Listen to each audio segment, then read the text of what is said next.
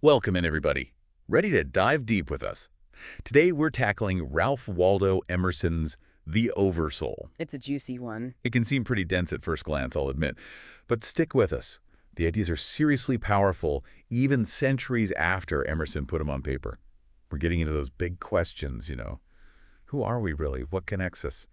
How should we live? And that's exactly why we're taking this deep dive with you. We're going to unpack the core of Emerson's whole oversoul idea, why it was such a game changer back in his day.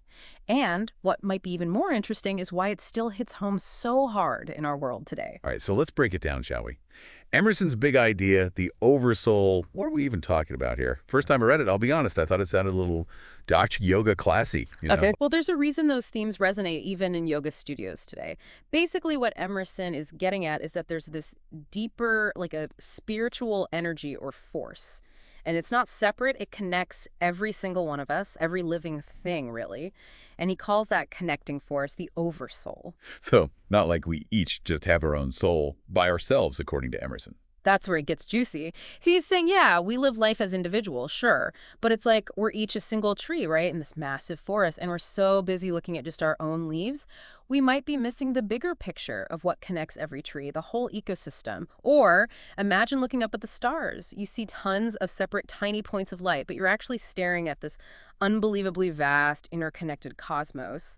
Emerson wants us to zoom out, see that bigger picture. Like he's giving us a whole new set of lenses to see the world through. I like it. But why was this such a radical idea way back then? What was Emerson pushing back against? Well, picture the scene, right? Emerson's writing during this time of massive change. Industrial revolution's in full swing, technology's taking off, and there's this huge shift happening. People moving away from the old ways, the traditional life, toward a more rational, science-focused worldview. Cities are booming, old way of life feels like it's crumbling. So Emerson was kind of a rebel for his time then. 100%. Emerson and a few other transcendentalist thinkers, they felt like this laser focus on logic and reason. It was actually making people lose sight of something essential to being human. They were worried we were getting so caught up in stuff, material possessions, outward achievements, that we were forgetting about our inner lives. Like literally missing the forest for the trees, huh? Exactly. And that's precisely where the oversoul comes into play.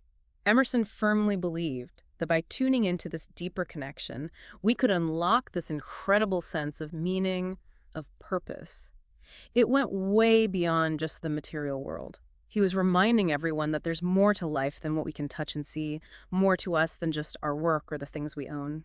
Makes you think, even today, with all our fancy tech and progress, people still crave that, don't they? That feeling of connection, belonging to something bigger than just ourselves. A timeless human need. And here's what's really interesting. Emerson didn't just talk about the oversoul like some abstract idea.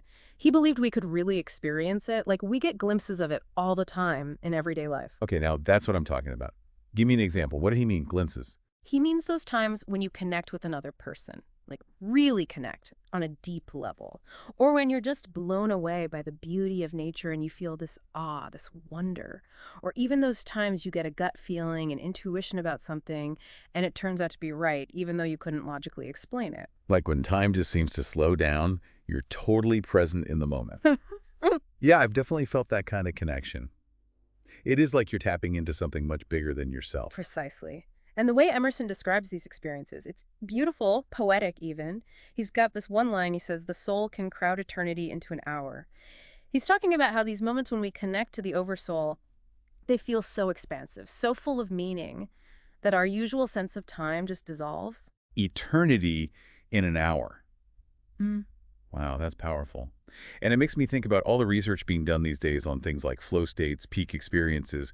People describe really similar feelings, that transcendence, that deep connection. Isn't it wild? You've got Emerson writing centuries ago, and he's tapping into these fundamental human experiences that science is just starting to grasp now. So we're not just dealing with some outdated philosophy here. No. This is about real lived experiences, stuff people are still seeking out today. Exactly. And this is the bridge, really. This is where the oversoul goes from a cool intellectual idea to offering an actual roadmap for a life with more meaning, a life that's truly fulfilling. So it's not enough to just get these little glimpses of the oversoul every now and then, is it?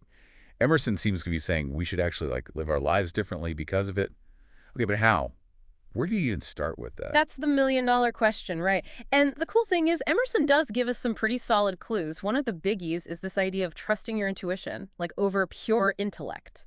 Hold on. Is he saying we shouldn't think things through, just go with our gut all the time? Not exactly. It's more, how do I put it? It's more about balance. He's not ditching logic completely, but saying, hey, there's this other kind of wisdom inside us. Think about those times you've just had this hunch about something. That inner voice telling you, go for it, or nope, not this time, even if you couldn't explain why, that's the oversoul whispering to you. Ooh, I like that. The oversoul whispering. Like we've all got this built-in guidance system. We just got to figure out how to tune in the signal right. Spot on. And that connects right to another one of Emerson's biggies, authenticity. Being true to yourself over trying to fit the mold society hands you. Easier said than done, am I right? Look, tell me about it. Everywhere you look these days, it's all this pressure to fit in, follow the crowd. Social media is like the worst for that. Exactly, but the kind of pressure Emerson was pushing back against, just in a different form, right? He truly believed real joy, real fulfillment, came from aligning with that deepest part of ourselves, the part that's plugged into the oversoul. Conformity, to him, that was a spiritual dead end. So it's about finding that courage to be your own weird self, Mm. even if it means standing out right, which in a world obsessed with likes and followers can feel kind of terrifying. Lifelong practice, for sure. But think about it this way. When we choose to be authentic, when we take off the masks, let people see the real us. It gives other people permission to do the same. It's like this ripple effect of courage, Yeah. and vulnerability. So being true to ourselves, it's not selfish. Yeah. We're actually helping other people be their true selves too. Okay, I can get behind that. And that leads us beautifully to another core idea here, connection over isolation. Okay, but how does the oversoul fit into that? It's not like we're all walking around flashing our oversoul membership cards. Haha. I wish it were that easy. But the way Emerson saw it, recognizing the oversoul within ourselves, it actually helps us recognize it in everybody else. It's about looking past those surface level things, the stuff that makes us seem different, and tapping into that shared humanity that binds us all together. Choosing empathy, not judgment. Understanding over isolation. It's like when you connect with someone, even a stranger, and there's this feeling of getting each other, like you're both part of something way bigger. I'm guessing you felt that too, right? Absolutely. Those moments, they're like these little reminders, these flashes of recognition that at our core, we're not all that different after all. And the really cool thing is, Emerson doesn't stop at this feel-good idea of connection. He challenges us to let it actually change how we treat everyone we meet. So not just some grand idea of unity, but bringing it down to earth Yeah. into every interaction we have. 100%. And there's this really powerful moment in the essay. Emerson talks about how he interacts with his own kid. And he says he sets aside all his Latin and Greek, his accomplishments and money, and just meets his child soul to soul. Wow. So he's approaching his child not from this place of authority, but as another human being, recognizing that same spark of the oversoul in them. And I think that perfectly captures what Emerson's driving at. It's about bringing that same reverence for the oversoul to our families, our friends, everyone we encounter, to everything we do, really. It's a beautiful idea. But it also makes you wonder, how relevant is this oversoul stuff to our lives today? The world has changed a lot since Emerson's time, to put it mildly. It's a beautiful idea.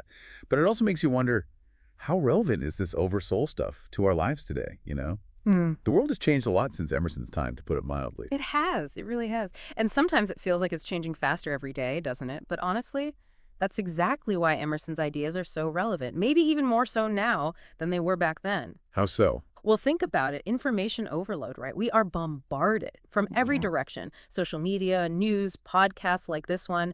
It's tough to know what to trust anymore, what's real, what's not. It's overwhelming. Like we're drowning in information, but we're starving for a little wisdom. Exactly. And that's where that emphasis Emerson puts on intuition. It's more important than ever. You mean like we were saying before, that inner guidance system? Exactly. We've got to nurture that connection to that quiet voice inside us, the one that can cut through the noise and help us figure out what really matters, what's true. So instead of getting caught up in the latest drama, the headlines, whatever's trending, we take a breath, check in with ourselves. Does this feel right? Does it fit with my values? You got it. It's like Emerson's giving us permission to trust ourselves again in a world that's constantly telling us what to think, what to feel. Reclaiming that inner authority. And speaking of pressure, what about conformity? Okay, maybe we're not worried about the same social expectations as in Emerson's day, but come on. The pressure to fit in is still huge, maybe even bigger now with social media and everything being so in your face. Huge. And just like Emerson saw it, all that conformity, it strangles our creativity, our individuality, that sense of purpose we all crave. He reminds us that real fulfillment, it comes from embracing those unique gifts we have, our passions, even if they don't fit some mold someone else made up.